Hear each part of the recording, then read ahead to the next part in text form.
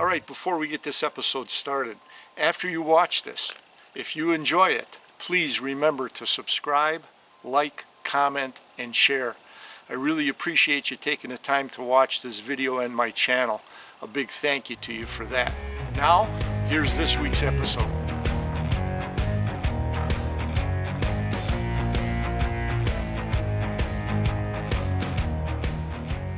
Now, if you haven't seen the last couple of episodes of Rapping Outdoors 360's YouTube channel, or you're a new viewer and then hopefully a new subscriber to our channel, here's a quick recap as to why you're seeing these flashback fall bow hunts here in Season 7.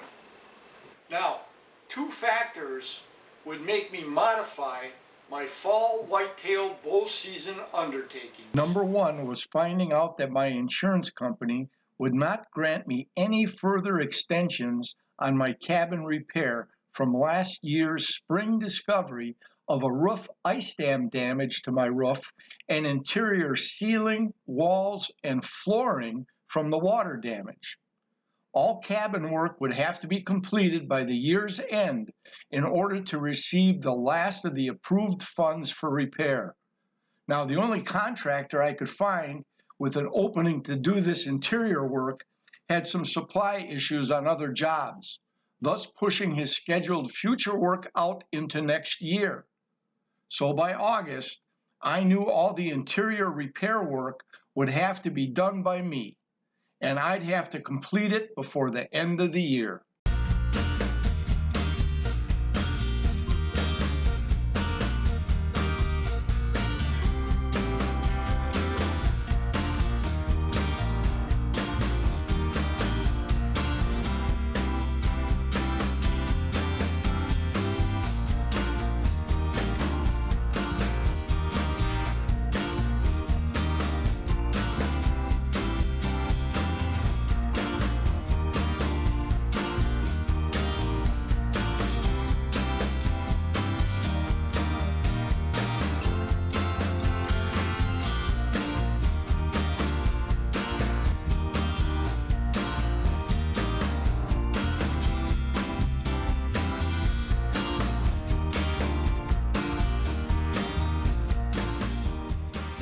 Now, even with this new development, I figured I could still get out on a fall bow season, albeit on a reduced schedule, like maybe hunting 1 or 2 days a week and then using 5 or 6 days to be working on the cabin repair. Hey, at least I'd be able to do a little bow hunting this fall.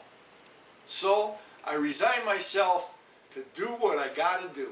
Now, during my pre-season scouting sessions, I noticed an increase in vehicle traffic on the major fire break trails, and also noticed ATV traffic off these trails and into the wooded area.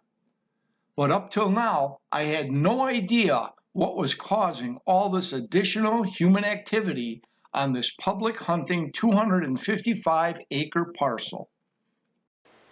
Now, after contacting the DNR, I found out that the increase in the vehicle activity in this area was due to pre-logging activity by the DNR as they went in and started selecting certain trees for harvest, and that the logging operation would begin late September, early October, and it would last through the end of the year at the end of December.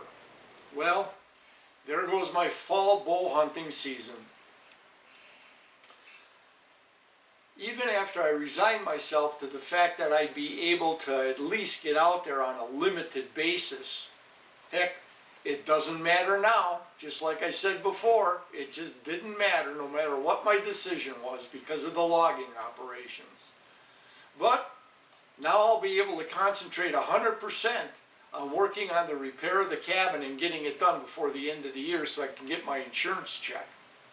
With my continued focus on finishing up the cabin repair work, it was December 22nd before I got a chance to drive by the 255-acre public hunting grounds and check out what the DNR Forestry Department had done. Now, it looked like the harvest was completed, but they still had some equipment in the woods. And you could see that the fire break trails were widened out, and there still was some stacked timber sitting on the ground waiting to be picked up. All my time scouting and gathering trail cam intel didn't pay off for this season. A missed opportunity at some quality bucks and big does. Now, if I knew earlier about the upcoming DNR timber harvest, I could have scouted out another area for my reduced hunting schedule. Hey, but that's hunting public land. The learning curve continues. But because of my 20 plus years of video archives, I'll be able to put out 2 flashback fall bow hunts, one from 2020 and one from 2021. Kevin Pitzl arrived for his first fall bow hunt on Friday, October 15th. His buddy and cameraman, Clint Benson, would arrive later that evening. So Friday evening would be a self-filmed hunt. Let's join Kevin in the tree stand. Well, it is October 15th. It's a Friday of the 2021 season. This is the first time I've gotten out deer hunting this fall. On my way walk out this afternoon, I kicked up 4 deer from their beds about 100 yards or so southeast of me. Just getting ready to film this interview, I had another doe come running right underneath my stand before I could turn my camera on. And she ran out or did a full circle pretty much all the way around me. And then another one, after she disappeared, another one due south of me about 35-40 yards, bolted out of the brush and took off. So, for only being in the stand 10 minutes, it's been a pretty good sit so far. Unfortunately, after some early action to start Friday afternoon, the woods quieted down with no further activity. So let's join Kevin and his cameraman Clint Benson on Saturday morning.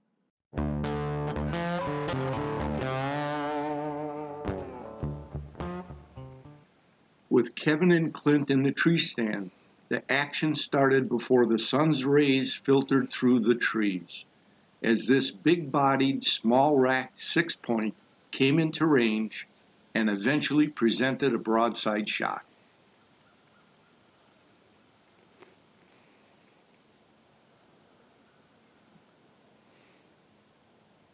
This young 6-point looked around, scented the air checking for the odd scent that would alert him of danger, but was unaware of Kevin and Clint's presence in the tree stand.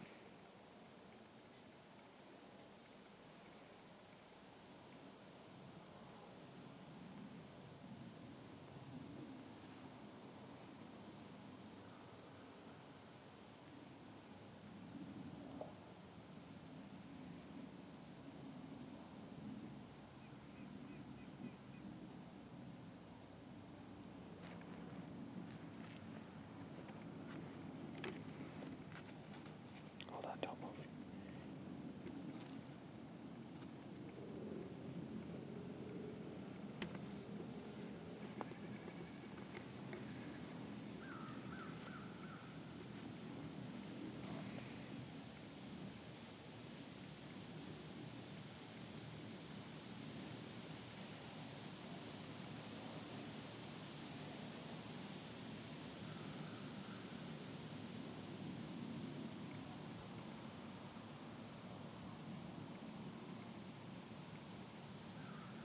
Finally, the buck picked up on something, sensing danger, but not imminent, and slowly moved out of the area. By practicing a selected harvest as part of the quality deer management program, Kevin let this big body 6-point pass, thus allowing him the possibility of turning into an 8 or 10-point stud down the road. Now previously, on October 5th, in the center of the food plot, this 8-point buck shows up at dusk at 6:49 p.m. and proceeds to scent the licking branch and remark his calling card. Now this 8-point rack although I'm not 100% sure because these photos do not give a clear angle to confirm the curved brow tine, but to the best of my ability, that brow tine appears to be curved outward in this grainy close-up. Plus, the rest of the rack's structure looks like the buck that Kevin and Clint encounter 11 days later. Check this out.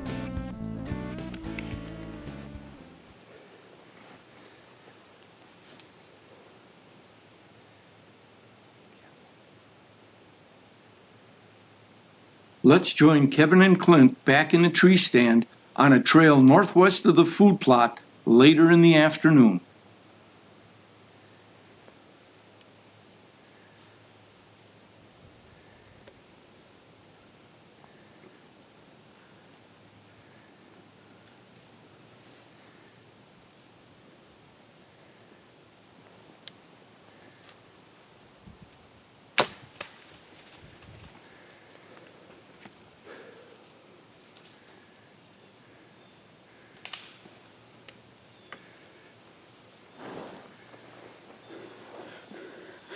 Hit him for sure. Should get it on camera. Yeah. Let's take a look at that again in a slow motion replay. Now Kevin was facing away from the buck as it came in. Clint, his cameraman, picked up on some movement and started the film rolling. Kevin, at this time, was still looking 180 degrees away in the opposite direction. The buck had come in slow and quiet. Clint tried to whisper quietly to get Kevin's attention, but the buck looked up right at Clint in the tree stand.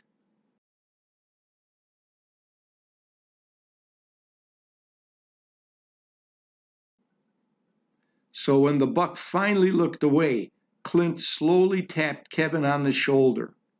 Turning only his head at first, Kevin picked up on the buck below, but now he had to twist his upper torso to line up the shot. By this time, the buck became a slow-moving target. Kevin needed to release the arrow before the buck went behind the tree. In an incredible shot, Kevin was turning to his right, acquiring the buck in his sights, while the buck was moving to Kevin's left. In a matter of a few seconds, Kevin let his arrow fly, striking true, but a little high and to the right of the target zone. But nonetheless, hopefully, a lethal hit somewhere in the top of the lungs. After waiting what was deemed an appropriate amount of time, Kevin and Clint got down out of the deer stand. Kevin called his brother James, who was also hunting out of a stand nearby, to help track the deer. Let's join all three of them now as they look to track and recover this 8-point buck. That was it, and then all of a sudden, I'm just standing there facing back north. All of a sudden, I feel Clint going like this. I'm like, oh shit. Yeah, because he wasn't looking that way. So as soon as I tried to call his name, the deer just looked right at me. So I'm like, well, talking ain't gonna work. Yeah, the biggest thing is don't make eye contact when they're staring right at you. Yeah. So let's go follow your blood trail. Go ahead, Clint. All right. The first spot of blood that I saw was real bubbly. So Oh, there's one. blood here. That means you got lungs. Yeah, look at good blood, but yeah, there's some spots where it was like real bubbly. Yeah. So what did you do? Power next to Taj Mahal again? Just keep following. A little left, I think.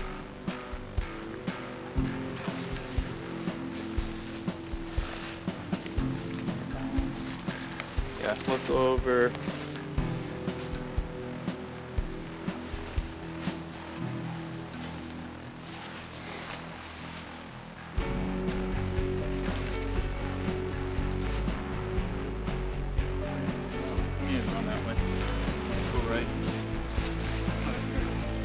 Oh yeah. Yes. Look for your arrow too. Yeah. It must have. Maybe it Probably. snapped. It could have snapped off. Yeah, he probably snapped it off. Yeah.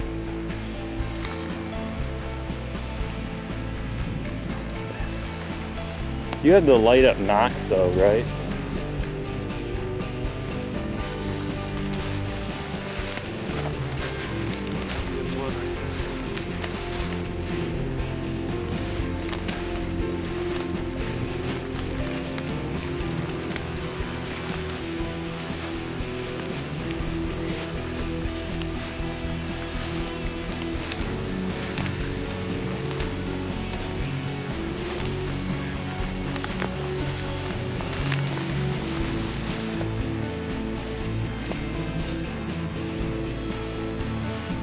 Right there on the log.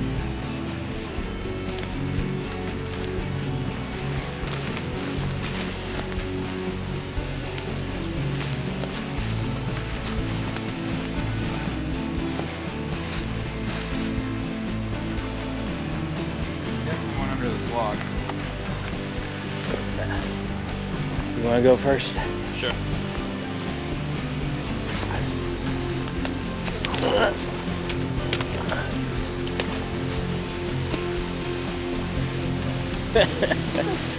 Sure. There he is. Arrow poking out through this side almost. Well, not huge, but I got him on camera just yesterday morning. Kev, what is that? my first buck with a bow. That's a real nice deer. Let's I'm gonna stop the video and then we'll get some real nice pictures. Yeah.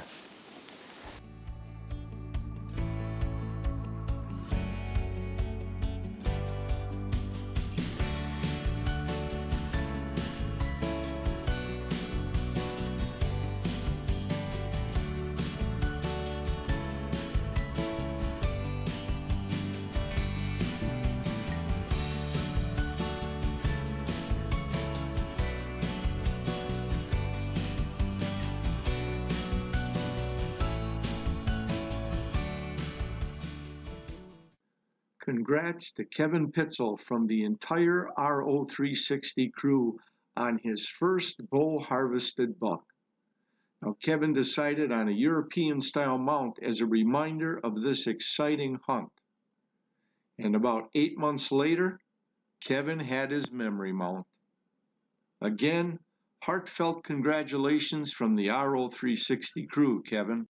Now, be sure to join us on our next Rappin' Outdoors 360 outdoor video adventures as we take a flashback journey to mid-November of 2020 on a two-part video joining RO360 crew member Lee Rapont on his week-long fall bull hunt chasing the white-tailed deer. Hey, thanks for watching. We'll catch you on the next RO360's Outdoor Adventures.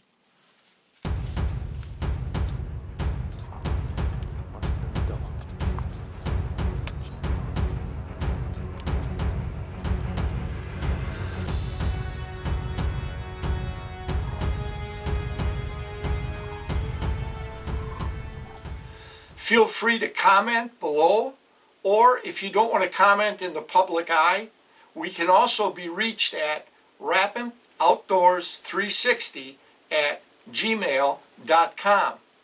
Now, if you know somebody you think might enjoy this video series, please feel free to go ahead and share this video or this link with your friend. And as always, whether you fish or hunt, remember, practice CCR. Catch, conserve, replenish. Make sure that that resource is available for future generations. See you next time, guys.